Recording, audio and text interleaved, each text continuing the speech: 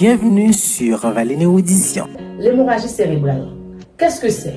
Comment cela se produit-il? Quelles en sont les conséquences?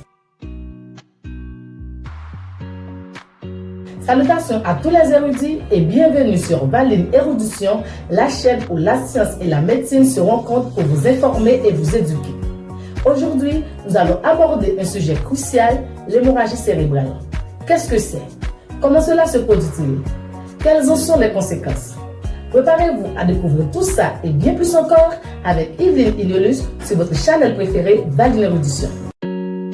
Bienvenue sur Valine Audition. Ici, nous plongerons dans les méandres fascinants de la connaissance, explorons un univers vaste et diversifié de sujets. Que tu sois passionné par L'histoire, la science la culture, ou la philosophie, cette chaîne est ta passerelle vers une exploration intellectuelle enrichissante attache ta ceinture pour des voyages captivants, à travers les idées. les découvertes et les réflexions qui façonnent notre monde. Valine Érudition est bien plus qu'une simple chaîne. C'est un lieu où la curiosité est encouragée, où les esprits s'aiguisent et où l'apprentissage devient une aventure passionnante. Prépare-toi à élargir tes horizons. À découvrir des faits étonnants et à t'émerveiller devant la complexité et la beauté du savoir. Abonne-toi dès maintenant et fais partir de cette communauté dédiée à l'érudition. Où chaque vidéo est une invitation à approfondir notre compréhension du monde qui nous entoure.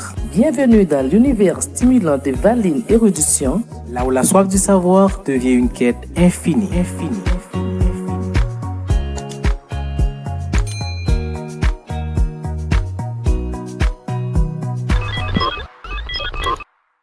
Me voici de retour après la pause. Si ce n'est pas encore fait, je vous invite à vous abonner, à partager, à liker et à commenter. Vous êtes sur Valine Érudition, nous allons parler de l'hémorragie cérébrale. Avant toute chose, il faut d'abord connaître un peu l'anatomie du cerveau. Le cerveau est l'organe principal du système nerveux central et est composé de plusieurs structures clés. Le cerveau, le cervelet et le tronc cérébral. Le cerveau est la plus grande partie et est responsable de la pensée, de la mémoire, des émotions et du contrôle des mouvements. Il est divisé en deux hémisphères, gauche et droit, dont chacun composé de lobes frontaux, pariétaux, occipitaux et temporaux. Le cervelet, lui, il est situé sous le cerveau et au contrôle de l'équilibre et de la coordination. Le tronc cérébral connecte le cerveau à la moelle épinière et régule les fonctions vitales comme la respiration, la pression sanguine et la fréquence cardiaque. Les vaisseaux sanguins, notamment les artères, les veines, les capillaires, sont essentiels pour fournir de l'oxygène et des nutriments aux cellules cérébrales. Maintenant, rentrons vivement dans le sujet. L'hémorragie cérébrale. Une hémorragie cérébrale, également appelée AVC hémorragique, est une forme d'accident vasculaire cérébral où un vaisseau sanguin dans le cerveau se rompt, provoquant ainsi un saignement dans le tissu cérébral ou autour du tissu cérébral. Ce saignement cause des dommages dans des cellules cérébrales en perturbant l'apport en oxygène et en augmentant la pression intracrânienne. Alors, quelles sont les causes d'une hémorragie cérébrale? Plusieurs facteurs peuvent provoquer une hémorragie cérébrale, comme hypertension artérielle, anévrisme, malformation vasculaire, traumatisme crânien et trouble de la coagulation. Pression artérielle élevée peut affaiblir les parois des vaisseaux sanguins en les rendant plus susceptibles de se rompre. Anévrisme, une dilatation dans les vaisseaux sanguins peut provoquer une hémorragie cérébrale. Malformation vasculaire, les anomalies dans les vaisseaux sanguins, comme la malformation artério-veineuse, peuvent entraîner des saignements dans les vaisseaux sanguins. Traumatisme crânien, un coup violent à la tête peut provoquer une rupture des vaisseaux sanguins. Trouble de la coagulation, des conditions qui affectent la capacité du sang à coaguler peuvent augmenter le risque d'hémorragie. Quels sont les symptômes d'une hémorragie cérébrale? Les symptômes d'une hémorragie cérébrale peuvent apparaître soudainement et peuvent inclure maux de tête sévères et soudains, faiblesse ou engourdissement d'un côté du corps, trouble de la vision, difficulté à comprendre ou à parler le langage et perte de l'équilibre. Le diagnostic repose souvent sur des examens d'imagerie tels que le scanner cérébral, CT scan, ou l'imagerie par résonance magnétique, l'IRM, pour évaluer l'étendue du saignement. Quels sont les soins et traitements d'une hémorragie cérébrale? Les soins et traitements d'une hémorragie cérébrale dépend de la cause et de la gravité de l'hémorragie. Médicaments pour réduire la pression intracrânienne, contrôler la pression artérielle et prévenir les convulsions. Chirurgie, dans certains cas, une intervention chirurgicale est nécessaire pour accumuler le sang dans les vaisseaux sanguins ou pour réparer les vaisseaux endommagés. Soins de soutien incluent la rééducation pour récupérer les fonctions perdues comme la physiothérapie, l'autophonie et l'ergothérapie. Prévention des hémorragies cérébrales. La prévention des hémorragies cérébrales passe par la gestion des facteurs de risque. Surveillance d'une pression artérielle. Garder une pression artérielle sous contrôle est crucial. Alimentation saine et exercice. Adopter un mode de vie sain peut réduire le risque de maladies cardiovasculaires. Éviter le tabac ou l'alcool. Réduire ou éliminer ces substances peut aider à maintenir des vaisseaux sanguins sains. Les visites médicales régulières permettent de détecter et de traiter les problèmes avant qu'ils ne deviennent graves.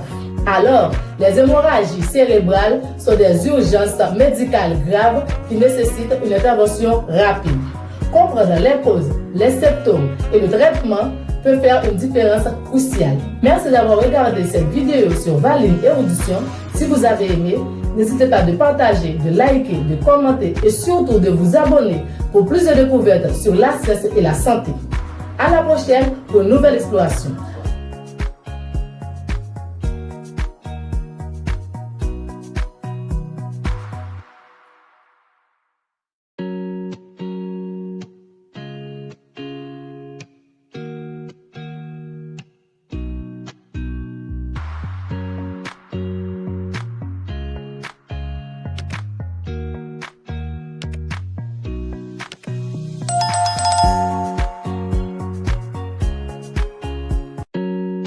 Bienvenue sur Valine Érudition. Ici, nous plongerons dans les méandres fascinants de la connaissance, explorant un univers vaste et diversifié de sujets. Que tu sois passionné par L'histoire, la science la culture, ou la philosophie, cette chaîne est ta passerelle vers une exploration intellectuelle enrichissante. attache ta ceinture pour des voyages captivants, À travers les idées, les découvertes et les réflexions qui façonnent notre monde. Valine Érudition est bien plus qu'une simple chaîne. C'est un lieu où la curiosité est encouragée, où les esprits s'aiguisent et où l'apprentissage devient une aventure passionnante. Prépare-toi à élargir tes horizons. À découvrir des faits étonnants et à t'émerveiller devant la complexité et la beauté du savoir. Abonne-toi dès maintenant et fais partir de cette communauté dédiée à l'érudition. Où chaque vidéo est une invitation à approfondir notre compréhension du monde qui nous entoure. Bienvenue dans l'univers stimulant de Valine Érudition. Là où la soif du savoir devient une quête infinie.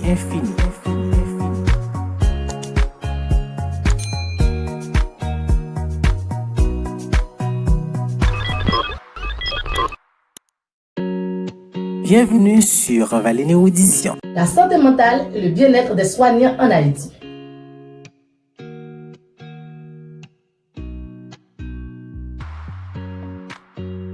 Bonjour et bonsoir à vous tous et à vous toutes et bienvenue sur Valine Érudition. Aujourd'hui, nous allons explorer un sujet qui a une grande importance, la santé mentale et le bien-être des soignants en Haïti. La profession infirmière est perçue comme l'un des piliers essentiels de notre système de santé. Les infirmiers et infirmières jouent un rôle crucial dans la fourniture des soins de santé de qualité. Cependant, cette profession est aussi synonyme de défis émotionnels, physiques et psychologiques. La santé mentale et le bien-être des soignants sont des aspects souvent négligés, mais essentiels pour garantir des soins de santé de qualité et la pérennité des services de santé. Dans un instant, nous allons voir les défis de la profession infirmière en Haïti, l'importance de la santé mentale pour les soignants, comment gérer le stress et l'épuisement professionnel et quelques témoignages des infirmiers et infirmières en Haïti. C'est tout de suite sur Valine Érudition avec Yveline Inélus.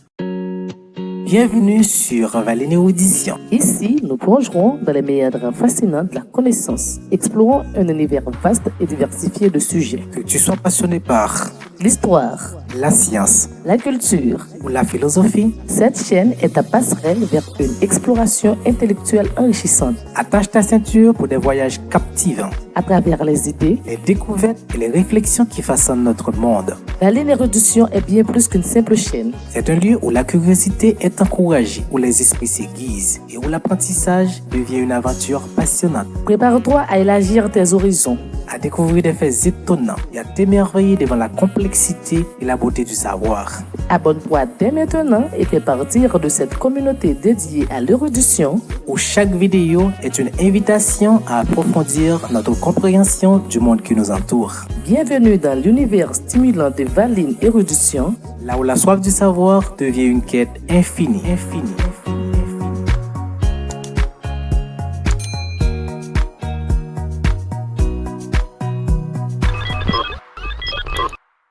Me voici de retour après la pause.